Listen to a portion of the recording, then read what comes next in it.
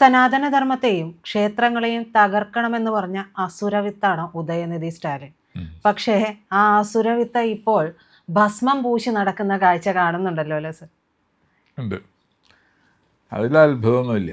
കാരണം ഈ സനാതനധർമ്മം കൊറോണയാണ്, അതാണ് എയ്ഡ്സ് ആണെന്നൊക്കെ പറഞ്ഞതിൻ്റെ ഉദ്ദേശം ഉള്ളിൻ്റെ ഉള്ളിൽ ഭക്തിയുണ്ട്.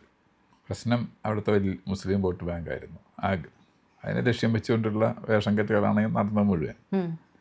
അപ്പോൾ അയാളുടെ അമ്മ ഇവിടെ ഗുരുവായൂർ ക്ഷേത്രത്തിൽ തോന്നിട്ട് എത്രയോ അതിൻ്റെ പവൻ്റെ കണക്കൊക്കെ ഞാൻ മറന്നുപോയി. എന്തോ വലിയ കിരീടോ അതോ എന്തൊക്കെ ശ്രീകൃഷ്ണനെ സമർപ്പിച്ചിട്ട് പോയി. അപ്പോൾ അതിനാണെങ്കിൽ അമ്മയിൽ പോകണ്ടെന്ന് പറഞ്ഞാൽ പോലെ. ഇയാളെ സപ്പോർട്ട് ചെയ്തതാണ് അച്ഛൻ MK സ്റ്റാലിൻ. വൈഫിനോട് പോകണ്ടെന്ന് പറഞ്ഞാൽ പോലെ. അത് ചെയ്യുന്നില്ലല്ലോ. അമ്മയ്ക്ക് അമ്മയുടെ വിശ്വാസം പിന്തുടരാമല്ലോ. അത് പണ്ട് EMS പറഞ്ഞ ന്യായമാണത്. പഴനിക്ക് വൈഫ് പോയതിനെ പറ്റി എന്ന് പറയുന്ന കാര്യമില്ല. ഇപ്പോൾ സാധാരണ ഇതിലൊരു സംഘടനാ പ്രവർത്തകൻ ഇതിൽ ബലം പ്രയോഗിച്ച് അങ്ങനെ ആക്കണമെന്നല്ല ഞാൻ പറഞ്ഞ ഉദ്ദേശം. സ്വന്തം വീട്ടിൽ സ്വന്തം ഐഡിയോളജി നടപ്പാക്കാനോ അല്ലെങ്കിൽ കൺവിൻസ് ചെയ്യാനോ പറ്റിയില്ലെങ്കിൽ പിന്നെ ഞാനെങ്ങനെ എൻ്റെ നാട്ടിലെ ആൾക്കാരെ കൺവിൻസ് ചെയ്യാൻ പോകുന്നത്? എൻ്റെ സിമ്പിൾ ഡൗട്ട് ഞാൻ പറഞ്ഞത്. ഞാനുമൊക്കെ സംഘടനാ പ്രവർത്തകനാണ്. പക്ഷേ എൻ്റെ കുടുംബത്തിൽ അറ്റ്മോസ്ഫിയർ ഞാൻ നിർമ്മിച്ചെടുത്ത് ബലം പ്രയോഗിച്ചെടുത്തതെന്നല്ല, അങ്ങനെ സൃഷ്ടിക്കപ്പെട്ടു. എന്തുകൊണ്ട്? എൻ്റെ ലൈഫിൻ്റെ പാറ്റേണും എന്നെ കാണാൻ വരുന്ന ആൾക്കാരുടെ പാറ്റേണും കണ്ടിട്ട് അവരങ്ങനെ ആയിപ്പോയതല്ലേ. അല്ലെങ്കിൽ അവർ ഞാൻ ഉള്ള സംഘടനയിൽ നിന്ന് വളരെ ഘടകവിരുദ്ധമായൊരു പ്രസ്ഥാനത്തിലുള്ള കുടുംബത്തിൽ നിന്ന് വന്ന ആളാണ്.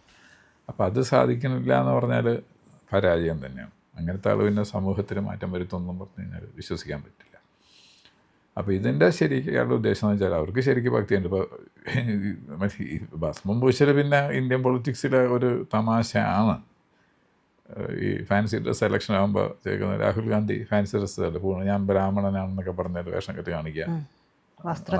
വസ്ത്രം കാവികൾ, വസ്ത്രത്തിൻ്റെ മുകളിൽ കൂടി പൂണില്ല, പിന്നെ ഇവിടുന്ന് ഇറ്റി എന്ന് പറഞ്ഞൊരു ഇഞ്ച് സ്ഥലം ബാക്കിയില്ല, അത് ഭസ്മം പൂശിയ, ഇങ്ങനെയൊക്കെ ചില ഗിമ്മിക്സുകൾ ഇവർ കാണിക്കാറുണ്ട്. പക്ഷേ ആരുടെ വോട്ടിന് വേണ്ടിയിട്ടാണ് ഈ ധർമ്മം തകർക്കണമെന്ന് പറഞ്ഞത്? ആ വോട്ടുകൾ പോരാത്ത അവസ്ഥയുണ്ടോ ജയിക്കാനായിട്ട്? തീർച്ചയായിട്ടും. കാരണം തമിഴ്നാട് ഒരു മുസ്ലിം മെജോറിറ്റി സ്റ്റേറ്റ് ഒന്നും അല്ലല്ലോ. മുസ്ലിം മെജോറിറ്റി സ്റ്റേറ്റ് അല്ല, പക്ഷെ പറഞ്ഞത് ഹിന്ദു വിരോധവുമാണ്. അതെ, അത് ആ സമയത്ത് മുസ്ലിം വിശ്വാസികളുടെ പിന്തുണ വേണമായിരുന്നു. ഇലക്ഷൻ വന്നപ്പോൾ രണ്ടുപേരെയും വേണം. ഇപ്പോൾ ഏതായാലും ആ പ്രസ്താവന പിൻവലിച്ചൊന്നുമില്ലല്ലോ. ഭസ്മം പൂശിയെന്നല്ലേ ഉള്ളൂ. ഞാൻ സനാതനധർമ്മം കൊറോണ പോലെ വർജിക്കേണ്ടതാണ്, അല്ലെങ്കിൽ ക്യാൻസർ പോലെ കളയണ്ട എന്നൊക്കെ പറഞ്ഞ് അതൊന്നും പിൻവലിച്ചിട്ടില്ല. പ്രസ്ഥാനം ഇപ്പോഴും നിലവിലുണ്ട്. ഒപ്പം തന്നെ ഭസ്മം പൂശുന്നു. അപ്പോൾ കുറച്ച് ഹിന്ദുവിൻ്റെ അകന്നു പോയ ഹിന്ദു ഉണ്ടെങ്കിൽ അവരെയും കൂടി അടുപ്പിക്കാം. ഇത് ബാലൻസിങ് ആക്റ്റാണത്. ഈ BJPയുടെ ഒരു മുന്നേറ്റം തമിഴ്നാട്ടിൽ സ്റ്റാലിനെയും സ്റ്റാലിൻ്റെ പാർട്ടിയെയും ബാധിക്കുന്നുണ്ട്. തീർച്ചയായിട്ടും അവർ ഭയം ഉണ്ടാക്കിയിട്ടുണ്ട്. പക്ഷെ അവിടെ അണ്ണാമലയുടെ ഒരു വിഷയം വരുമ്പോൾ BJP പുറകോട്ട് പോകുന്ന കാഴ്ചയല്ലേ ഉണ്ടാവുന്നത്? അണ്ണാമലയുടെ വിഷയം എന്ന് പറഞ്ഞാൽ അണ്ണാമലയ്ക്ക് സ്വന്തമായിട്ട് ചില നയങ്ങളുണ്ടായിരുന്നു. AIDMK ആയിട്ടുള്ള ബന്ധത്തിനെ പറ്റിയുള്ള, അത് പാർട്ടിയുടെ പൊതുവായ നയത്തിനോട് യോജിച്ചു പോകുന്നതായിരുന്നില്ല മാത്രം. പക്ഷേ എന്ന് വെച്ചാൽ അണ്ണാമല പാർട്ടിയിൽ നിന്ന് പിരിഞ്ഞ് പിണങ്ങി പോയിട്ടൊന്നുമില്ലല്ലോ. കേരളത്തിൽ തന്നെ വന്ന് അദ്ദേഹം ഇടുക്കിയിൽ വന്നു, മഞ്ചേശ്വരത്ത് വന്നൊക്കെ പ്രചരണം നടത്തിയില്ലേ. അണ്ണാമല പാർട്ടിയുടെ പാർട്ട് ആൻഡ് പാർസലായിട്ട് നിൽക്കുന്ന ആൾ തന്നെയാണ്. പിന്നെ ചില പോളിസി കാര്യങ്ങളിൽ ചിലപ്പോൾ ഡിഫറൻസ് വരുമ്പോൾ ആ പോളിസിയെ ശക്തമായിട്ട് മുന്നോട്ട് വയ്ക്കുന്ന ആൾക്ക് പകരം മറ്റൊരാളെ കൊണ്ടുവരേണ്ടി വരും. അതായത് പാർട്ടിക്ക് അതൊരു ആവശ്യമാണ്, ഒരു കാഡർ പാർട്ടിക്ക് പ്രത്യേകിച്ച് അത് ആവശ്യം വരും. അത്രയേ ഉള്ളൂ. പക്ഷേ BJPയുടെ വളർച്ച DMK അലോസരപ്പെടുത്തുന്നുള്ളതിന് യാതൊരു സംശയമില്ല. പണ്ടത്തെ BJP അല്ല ഇപ്പോഴത്തെ ഈ ഇലക്ഷൻ വരുന്ന BJP. ആ വ്യത്യാസം ഉണ്ടാവും. ഈ ഉദയനിധി സ്റ്റാലിനും ഒരു പാർട്ട് ടൈം സിനിമാ നടനാണ്. അതെ. അവിടെ വിജയുടെ ആവിർഭാവം ഉണ്ടാകുന്നുണ്ട് TVK. അപ്പോൾ BJPയും TVKയും ഓപ്പോസിറ്റ് നിൽക്കുമ്പോൾ അത് എങ്ങനെ DMKയെ ബാധിക്കും? DMK പൊതുവെ തമിഴ്നാട് പൊളിറ്റിക്സ് പറഞ്ഞാൽ സിനിമ ഓറിയൻറ്റഡ് ആണല്ലോ. പണ്ട് വിജയിന് നല്ല പോപ്പുലാരിറ്റി ഉള്ള ഒരു ആക്ടറാണ്. അപ്പോൾ ആ ഒരു കാര്യം അവരുടെ പ്രോസ്പെക്ട്സിനെ ബാധിക്കും എന്നുള്ള അവർക്കറിയാം. അപ്പോൾ അതുകൊണ്ടാണ് അവരിനി എന്താ പറയുക, നമ്മൾ എന്താ പറയുക, ലീവ് നോ സ്റ്റോൺ അൺടേൺഡ് എന്ന് പറയില്ലേ. ഒന്നും ബാക്കി വയ്ക്കാതെ എല്ലാം പഴുതടച്ചിട്ടുള്ള ഒരു. അപ്പോൾ ആ നിലയ്ക്കുള്ള ഒരു ഇതാണ് ഇദ്ദേഹത്തിൻ്റെ ഈ പൊതുവായിട്ടുള്ള ഇപ്പോൾ ഈ ഭക്തിമാർഗത്തിനെ കാണിക്കുന്നത്. ബി ജെ പിയുടെ വളർച്ചയെ പറ്റിയുള്ള ഭയമുണ്ട്.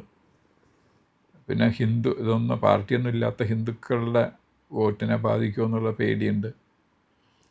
അപ്പോൾ പിന്നെ ചെയ്യാവുന്ന ഈ ഫാൻസി ഡ്രസ്സാണ്. ഏറ്റവും ഒടുവിൽ കണ്ടത് തിരുപ്പുറംകുன்றത്ത് എന്താണ് ചെയ്തത് എന്നുള്ളത് നമുക്കറിയാം. രായ്മാനം സുപ്രീം കോടതിയിലേക്ക് പോകുന്നു, അവിടെ നിന്ന് തല്ല് കിട്ടി തിരിച്ചു വരുന്നു. ഇതെല്ലാം ഈ ഗിമിക്കുകളെല്ലാം കണ്ടുകൊണ്ടിരിക്കുകയാണ് അവിടത്തെയും ജനം. അവിടെ ഒരാളോ മറ്റോ മരിക്കുകയും ചെയ്തു ഈ വിഷയവുമായി. എൻ്റെ മരണമെങ്കിലും ഈ ഒരു കാര്യത്തിൽ നീതി ഉണ്ടാക്കി കൊടുക്കുമെങ്കിൽ ആകട്ടെ എന്ന് പറഞ്ഞുകൊണ്ടായിരുന്നു. അപ്പൊ അത്രത്തോളം വേദനിപ്പിച്ചിട്ടുണ്ട് ഹിന്ദു സമൂഹത്തെ. ആ വേദനിപ്പിച്ചതിന് ശേഷമാണ് ഈ ഭസ്മധാരണം. ഒരു നാണവുമില്ല. അല്ല, അത് സാധാരണ പൊളിറ്റീഷ്യൻസിന് പൊതുവെ നാണം ആവശ്യമില്ല എന്നാണല്ലോ പറയുക, ജനറൽ സ്റ്റേറ്റ്മെൻറ്റാണ്. പിന്നെ തമിഴ്നാട്ടിലെ പൊളിറ്റിക്സിൽ അല്ലെങ്കിൽ ഇങ്ങനെ ഇത്രയധികം ക്ഷേത്രങ്ങളുള്ളൊരു സംസ്ഥാനം, ഇത്രയധികം ഒരു മുസ്ലിം ശക്തി അവിടെ ഉണ്ട് എങ്കിൽ പോലും ഹിന്ദുക്കൾ പൊതുവെ ഒരു ഭക്തന്മാരായിട്ടുള്ളൊരു സംസ്ഥാനം. കേരളത്തിനെ അപേക്ഷിച്ച് അത്രയധികം ക്ഷേത്രങ്ങളുടെ അതിപ്രസരമുള്ള സ്ഥലമാണ്. സ്വാധീനം വളരെ കൂടുതലാണ്. പ്രധാനപ്പെട്ട എത്രയോ ക്ഷേത്രങ്ങൾ. ഇതും കൂടാതെ ആത്മീയതയുടെ വളരെയധികം പതാകവാഹകൻ എന്ന് പറയാവുന്ന രമണ മഹർഷിയുടെ ആശ്രമം കിടക്കുന്ന തമിഴ്നാട്ടിലാണ്. എത്രയോ ആൾക്കാർ ഇവിടെ നിന്നൊക്കെ പോയി താമസിക്കുന്നു സ്ഥിരം. അങ്ങനെയൊക്കെ ഇത്രയുള്ള ഒരു ഹിന്ദുത്വ അല്ലെങ്കിൽ ആത്മീയത നിറഞ്ഞു നിൽക്കുന്ന ഒരു സംസ്ഥാനത്ത് ഇങ്ങനെ കാണിക്കുന്നതെന്ന് പറഞ്ഞാൽ തന്നെ ഒരു മൂന്നാം തരം പരിപാടിയാണ്. പക്ഷേ ഇലക്ഷൻ ജയിക്കാൻ വേണ്ടി അവരുദ്ദേശിച്ച വെച്ചാൽ അങ്ങനെ കാണിച്ചു കഴിയുകയാണെങ്കിൽ മൈനോറിറ്റി വോട്ട് ബാങ്കിനെ ഉപയോഗിക്കാൻ പറ്റും എന്ന് വിചാരിച്ചിട്ടുണ്ടാവാം. അപ്പോൾ ഇന്നിപ്പോൾ അവർക്ക് നിർണായക ഫാക്ടറാണ് അവിടെ മൈനോറിറ്റി വോട്ട് ബാങ്ക് ഉള്ളത്. കൺസോളിഡേറ്റഡാണ്. പിന്നെ അവർക്കൊരു ഇതുണ്ടല്ലോ, ഈ ഒരു സോ കോൾഡ് ദ്രവീഡിയൻ ഒരു ഐഡിയോളജി അവർക്കുണ്ട്. കാരണം ഞങ്ങൾ എല്ലാത്തിനും വ്യത്യസ്തരാണ്. ആര്യന്മാരെ ഞങ്ങൾ എന്താ പറയുക, തെക്കോട്ട് ഓടിച്ച് ഇവിടെ കൊണ്ടുവന്നിരുത്തിയതാണ് ആര്യന്മാരുടെ ഇൻവേഷൻ തിയറി. അതൊക്കെ വിശ്വസിക്കുന്നവരാണ് അവർ. അതല്ല മറ്റേ രാമസ്വാമി നായ്ക്കരൊക്കെ അന്ന് കാണിച്ചിരുന്നത്. ഈ എന്താ പറയുക, ഈ ശ്രീരാമൻ്റെയും സീതയുടെയും ഒക്കെ പ്രതിമ പോലെയൊക്കെ ഉണ്ടാക്കിയിട്ട് ഘോഷയാത്ര പോലെ ഒരു ചെരുപ്പ് കൊണ്ടടിക്കുക. ഇങ്ങനത്തെ കാര്യങ്ങളൊക്കെ ചെയ്തിട്ടുണ്ട് പെരിയോർ രാമസ്വാമി നായ്ക്കർ. അപ്പോൾ അത് അങ്ങനത്തെ ഒരു ദ്രവീഡിയൻ രൂപത്തിൽ അങ്ങനത്തെ ഒരു പ്രത്യേക കൾച്ചർ അവർ വളർത്തിയെടുക്കാനായിട്ട് അവർ ശ്രമിച്ചിരുന്നു. അപ്പോൾ അത് ദേശീയതയിൽ നിന്ന് അകന്നു നിൽക്കുന്നതായിരിക്കണം, ഹിന്ദുത്വത്തിൽ നിന്ന് അകന്നു നിൽക്കുന്നതായിരിക്കണം. എങ്കിലും അവർ ആ പ്രത്യേക രീതിയിലുള്ള എന്താ പറയുക, ഒരു തരത്തിൽ പറഞ്ഞൊരു പ്രാദേശികവാദമാണത്. ശിവസേന ഒരു 40 കൊല്ലം അല്ലെങ്കിൽ 35 കൊല്ലം മുമ്പത്തെ ശിവസേനയൊക്കെ മുന്നോട്ട് വെച്ചിരുന്നില്ല. 40 കൊല്ലം എന്ന് വിചാരിച്ചോളൂ. അതായത് മണ്ണിൻ്റെ മക്കൾ വാദം എന്ന് പറഞ്ഞാൽ ഇപ്പോൾ സൗത്ത് ഇന്ത്യക്കാരെ കണ്ടു കഴിഞ്ഞാൽ അപ്പോൾ തല്ലി ഓടിക്കുക, ഇഡ്ഡലിയും ദോശയുള്ള ചായക്കടാണ്ട് ഇഡ്ഡലിയും ദോശ എടുത്ത് റോഡിലൂടെ എറിയുക. അപ്പോൾ അതൊക്കെ മഹാരാഷ്ട്രീയർക്ക് വേണ്ടിയിട്ടെന്നുള്ള ഒരു ചിന്ത ഉണ്ടാക്കുന്നത്. ഒരു പക്ഷേ പറഞ്ഞ ശിവസേനയ്ക്ക് അവിടെ ഒരു പേര് കിട്ടിയത് അവിടെ നിന്നായിരുന്നു. അവിടെ നിന്ന് പിന്നീട് അത് ഉപേക്ഷിച്ചിട്ട് ഹിന്ദുത്വയിലേക്ക് ബാൽ താക്കറെ മാറി. അതേപോലെ തന്നെ ഇവരിങ്ങനെ പ്രത്യേകമായിട്ടൊരു പ്രാദേശിക കൾട്ട് സൃഷ്ടിക്കാനായിട്ടുള്ള ശ്രമത്തിൻ്റെ ഭാഗമായിട്ട് ഇതെല്ലാം ചെയ്തുകൊണ്ടിരിക്കുന്നത്. അതുകൊണ്ടാണ് അവർ ഏത് കാര്യം ഉണ്ടായാലും BJP ഗവൺമെൻറ് എന്ത് കാര്യം ചെയ്താലും അതിനെ തടസ്സപ്പെടുത്താനായിട്ട് അവർ അത് ഞങ്ങളുടെ സ്റ്റേറ്റിൽ പറ്റില്ല എന്ന് പറയുക. അതുപോലത്തെ പല കാര്യങ്ങളും പറഞ്ഞുകൊണ്ടിരിക്കുന്നതാണ്. അങ്ങനെ വരുമ്പോഴാണ് മോഡി ഗവൺമെൻറ് എന്ന് പറഞ്ഞാൽ BJP ഗവൺമെൻറ് എന്ന് പറഞ്ഞാൽ ഹിന്ദുത്വ അടിസ്ഥാനപ്പറ്റിയുള്ള ഒരു പാർട്ടി നയിക്കുന്ന ഗവൺമെൻറ്. അപ്പോൾ ഹിന്ദുത്വം എതിർക്കാൻ വേണ്ടിയിട്ട് എന്തും ചെയ്യുക എന്നുള്ളതാണ്. ഒപ്പം തന്നെ ഇനി ഹിന്ദു വോട്ട് അകന്നു പോകുന്നൊരു പേടി വരുമ്പോൾ ഭസ്മം പൂശുക. അപ്പോൾ ഇത്തവണത്തെ വോട്ട് വരുമ്പോൾ എന്തായിരിക്കും അവിടെ സംഭവിക്കുക? DMK താഴെ പുറത്തേക്ക് പോകുമോ? DMKക്ക് പുറത്തേക്ക് പോകാൻ വരുന്ന എല്ലാ സാധ്യതയും കാണുന്നുണ്ട് അവിടെ. കാരണം ആൾക്കാർ ഇത്രയും നാളൊക്കെ സഹിക്കുകയായിരുന്നു അത്. ഈ അന്നത്തെ ഉദയനിധിമാരൻ്റെ പ്രസംഗമെല്ലാം പിന്നീട് അത് ഇയാളെ ഏറ്റെടുക്കുന്നു. എൻ്റെ മോൻ പറഞ്ഞ ശരിയാണെന്ന് പറയുന്നു. വീണ്ടും പല സ്ഥലത്ത് ആവർത്തിച്ച് ഇതേ പ്രസംഗം തന്നെ നടത്തുന്നു. അപ്പോൾ അതിലൊക്കെ സ്വാഭാവികമായിട്ട് ആൾക്കാർക്ക് എതിർപ്പുണ്ടാവുമല്ലോ. അതിപ്പോൾ അണ്ണാമലയൊക്കെ പോകുമ്പോൾ ഉണ്ടായിരുന്ന റാലികൾക്കും റോഡ് ഷോയിനൊക്കെ കിട്ടുന്ന സ്വീകാര്യത കണ്ടാൽ തന്നെ നമുക്ക് മനസ്സിലാവും. സാമാന്യ ജനങ്ങൾ വളരെയധികം ഈ കാര്യത്തിൽ അവർക്കെതിരാണെന്നുള്ളത്. അതുകൊണ്ട് DMK ഗവൺമെൻറ് പോകാനുള്ള സാധ്യത നമുക്ക് തള്ളിക്കളയാൻ പറ്റില്ല.